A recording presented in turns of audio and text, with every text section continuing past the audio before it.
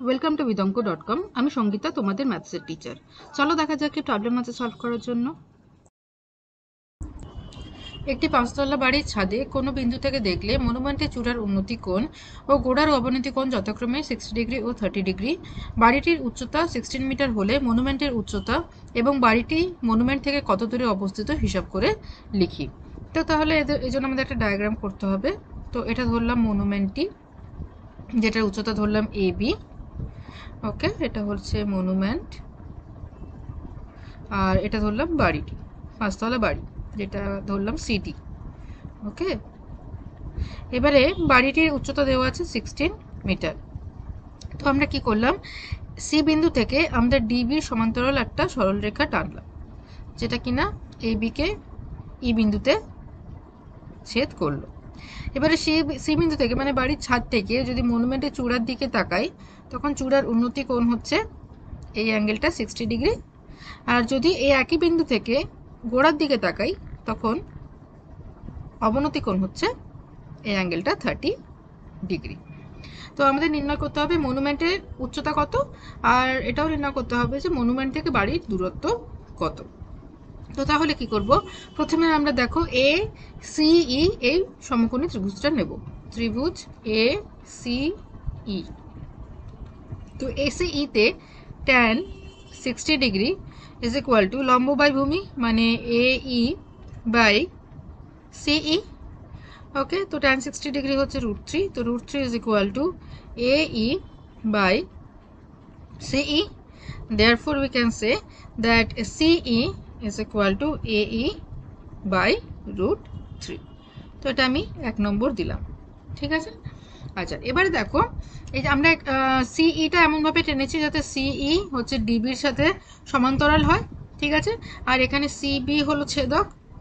তাহলে দেখো এই যে অ্যাঙ্গেলটা, angle E C B that is equal to angle C B D, এর একান্তর কোণ।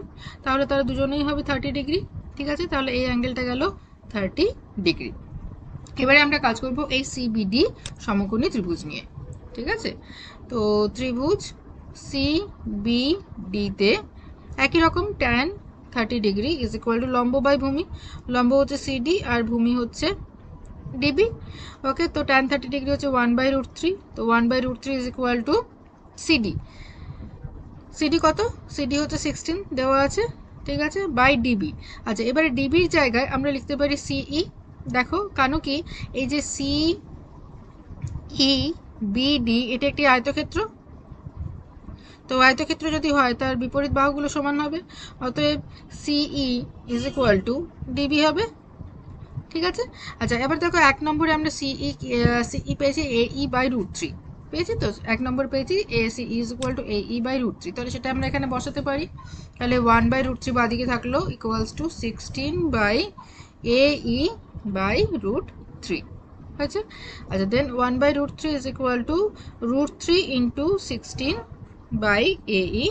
তো সেখান থেকে আমরা এর মান পেয়ে যাচ্ছি, দেখো এই পাচ্ছি √3 into 16 into √3, so that is equal to 16 into 3, so 48 metre, ঠিক আছে। তাহলে এই আমরা কত পেলাম, 48 মিটার, ঠিক আছে। এই মানে দেখো এই যে উচ্চতাটা এই সেটা আমরা পেয়েছি 48 মিটার। এবারে দেখো বাড়ির উচ্চতা দেওয়া আছে 16 মিটার, এবং যেহেতু আবার বলছি এটা একটা আয়তক্ষেত্র, তাহলে সিডি ইজ ইকুয়াল টু ইবি, তাহলে ইবিও হবে 16 মিটার। তাহলে এই উচ্চতাটা হচ্ছে 16 মিটার। তাহলে মনুমেন্টের উচ্চতা কত হবে, তো টোটাল উচ্চতা, মনুমেন্টের উচ্চতা হচ্ছে A B that is equal to এই plus E B that equals to 48 plus 16, so 64 metre. তো মনুমেন্টের উচ্চতা আমরা পেলাম 64 মিটার। তো এটা হলো আমাদের একটা আনসার, ঠিক আছে, একটা পার্টের আনসার বেরোলো। আচ্ছা, এবারে জিজ্ঞাসা করছে যে মনুমেন্ট থেকে বাড়ির দূরত্ব কত, ঠিক আছে, মনুমেন্ট থেকে বাড়ির দূরত্ব কত। তো মনুমেন্ট থেকে বাড়ির দূরত্ব হচ্ছে ডিবি, এটা হচ্ছে দূরত্ব। তো ডিবি ইজ ইকুয়াল টু, দেখো ডিবি ইজ ইকুয়াল টু সিই, আর সিই পেয়েছি 1 নম্বরে এই বাই √3, ঠিক আছে। তাহলে এখানেই করছি আমি,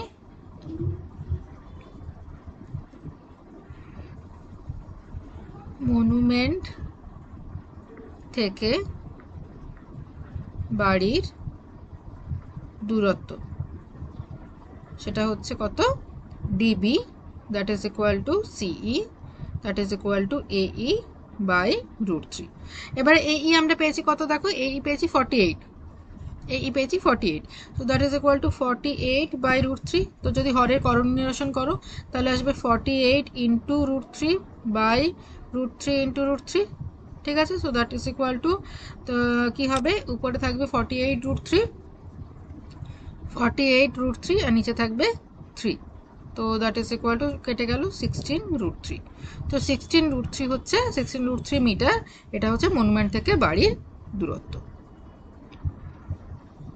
Okay, so this is our answer, second part. Thank you for watching vidonko.com.